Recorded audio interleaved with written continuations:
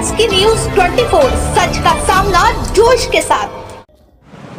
आज स्वराज सेवा दल संगठन के प्रदेश अध्यक्ष माननीय रमेश जोशी जी, मीडिया प्रभारी फैजान अंसारी के गांव के कैंप कार्यालय नहनंदपुर सुराठी में तशरीफ लाए।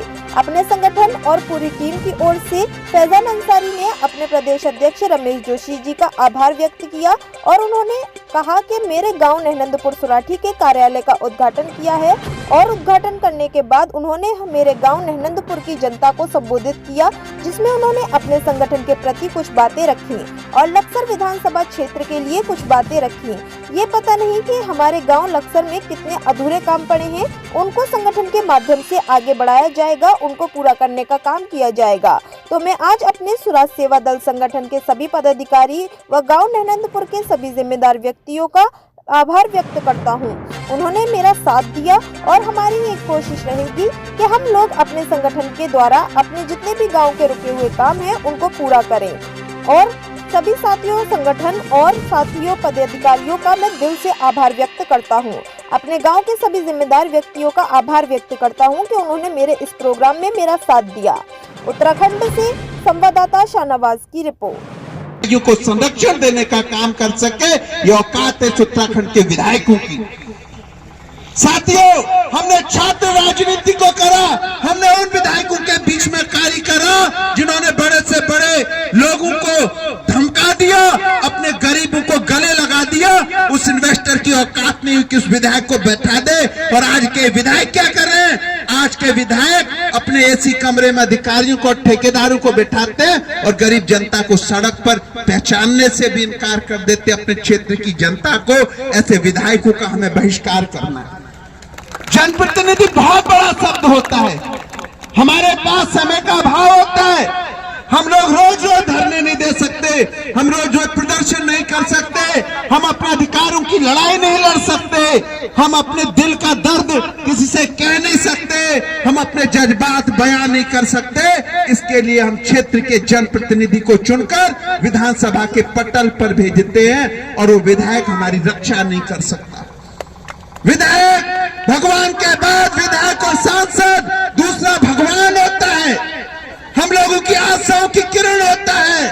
हमने अपना समय बर्बाद करके अपने क्षेत्र में दुश्मनी रच के उसको विधायक और नेता बनाया होता है और विधानसभा के पटल पर वो मंत्री के पद पर होता है। वो क्या विकास करता है मुझे बताइए। वर्तमान की राजनीति में मैं आपसे पूछना चाहता हूं, पहले जमाने में हमारे और आपके बाप दादाओं को बुला बुला के नौकरी दी जाती थी, बुला बुला के पट्टे काट दिए जाते थे और आज के विधायक अपने क्षेत्र के ग्रामवासियों के मकान नहीं बचा पा रहे, अपने क्षेत्र के लोगों को रोजगार नहीं दिला पा रहे। ये हैसियत है विधायकों की। आप बताइए, एक विधायक जब पटवारी से एक आदेश लिखवाएगा तो उसकी औकात है कि वो एक एसडीएम को धमका दे? बताइए आप। एक विधायक जब कोतवाली की दलाली करेगा तो उस विधायक की औकात है कि वो एक इंस्पेक्टर की बदली करा दे? बताइए आप। मैं पूछना चाहता हूं आपसे, विधायक 100 कैरेट 24 कैरेट खरा सोना होना चाहिए। प्रधान बनने के बाद किसी गुटबाजी का शिकार नहीं होना चाहिए। वो जीत गया, वो प्रधान बन गया और विधायक जीत गया, वो नेता बन गया, विधानसभा के पटल पर बैठ गया। उसके बाद क्षेत्र की तमाम जनता को बुला के उसको पंचायत और मीटिंग करनी चाहिए और क्षेत्र के विकास में उसे सहभागी बनना चाहिए।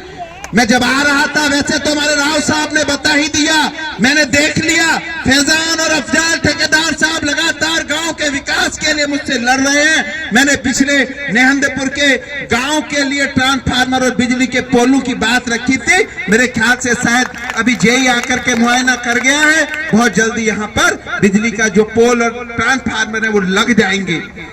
उसके अलावा तमाम हमारे अफजाल ठेकेदार साहब ने मुझे बताया खनन का किस तरह से यहाँ पर खेल खेला जा रहा है।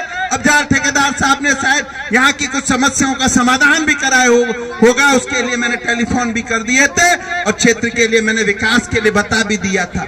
हालांकि मेरी उम्रावस्था बहुत कम है, मैं आप लोगों के छोटे भाई और बच्चे के समान हूं, लेकिन आप पता कर लीजिए मेरे बारे में। मैं 24 कैरेट खरा सोना हूं। मैं किसी इंस्पेक्टर, मैं किसी एसडीएम और मैं किसी डीएम की दलाली नहीं करता हूं। मैं एक भी फाइल पास नहीं कराता, मैं किसी बंदूक का लाइसेंस नहीं कराता। मैं अपने कार्यकर्ताओं के लिए अपने जान देने को तैयार रहता हूं। ना तो मैं ना कहता हूं और ना ही मैं सुनना पसंद करता हूं। मेरा एक ही मानना है कि आप किसी को टॉफी मत दीजिए। अगर होने वाला काम है तो जनता को तुरंत बताइए ये काम होगा और मैं कराऊंगा, और नहीं होने वाला है तो उसको स्पष्ट बता दीजिए कि ये काम मेरे बस का नहीं और मैं नहीं कर पाऊंगा। और मैं लेकिन आपको बता दूं, जिस काम को मैं नहीं कर सकता उस देश के यशस्वी प्रधानमंत्री जी भी नहीं कर सकते, फिर उसको देश के मुख्यमंत्री भी नहीं कर सकते। फिर मैं दलाल नहीं हूं, मैं अपनी जनता को लड़ने के लिए जानता हूं, मैं अपनी जनता के कामों के लिए किसी भी हद तक जाता हूं। मैं ना तो फाइलें पास कराता हूं, ना मैं दलाली करता हूं, ना मैं हिंदू मुस्लिम की राजनीति करता हूं। मेरी राजनीति में अगर कोई सच्ची चीज है तो वह मानवता, चाहे वो हिंदू हो चाहे मुसलमान। अगर गलत हिंदू हो या मुसलमान, मैं भरे मंच पर जवाब देता हूं। अगर मैं किसी से डरता हूं तो ईश्वर से, उसके अलावा मैं किसी से नहीं डरता हूं। मैंने कभी मौत को हर समय चूम के रखता हूं, कल मारूं अभी मारा जाऊं। मैंने जिन अधिकारियों के खिलाफ कार्रवाई कर दी, इतिहास लिख दिया। मैंने आईएएस को जेल भेज दिया, मैंने बड़े बड़े आईएएस को हटवा दिया। मैंने जिसके बारे में जो टिप्पणी कर दी, मैंने जितने समय में कर दी उतने समय में वो काम करवा दिया। अगर मैं डरता हूं तो अपने क्षेत्र की उस जनता से डरता हूं जिसने मुझे भगवान की तरह पूजा है, मैं उसे भगवान की तरह पूजता हूं। मैं देख रहा हूं देहात क्षेत्र के अंदर प्रधान जी और मेरे मित्र नफीस भाई मुझे लेके आए थे, और यहाँ पर जिस प्रकार दोगलेपन की राजनीति हो रही है, एक तरफ से लोग किसान यूनियन की तरफ रहते हैं, दूसरी तरफ से हमारे दर पे आके काम कराते हैं। ऐसे लोगों को भी मैं संगठन से बाहर दिखाने का रास्ता करता हूं। अगर मैं आपको थाने के अंदर का हीरो बना सकता हूं तो आपकी जनता के बीच आपको जूते की माला पहनाने का भी काम करवा सकता हूं।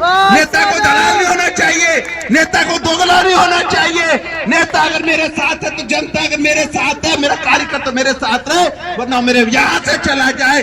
जहां वो जनता का काम करा सके वो वहां पर जाए। ना तो मैं डबल गेम खेलता हूं, ना ही मैं डबल गेम पसंद करता हूं। मुझे वोट नहीं चाहिए, मैं वोट की राजनीति नहीं करता हूं। मुझे कोई काम नहीं है, जनता मेरी भगवान और मैं उसे भगवान की तरह पूजता हूं। गरीबों का सम्मान ऐसे करता हूं जैसे वो मेरे अपने सगे भाई हैं, उनके लिए ऐसे लड़ता हूं जैसे वो मेरी आत्मा है। अमीरों की मैं कोई मायना नहीं रखता हूं। अमीर हमारे गरीब और मध्यम वर्गीय परिवार के लोगों का खून सोच के अमीर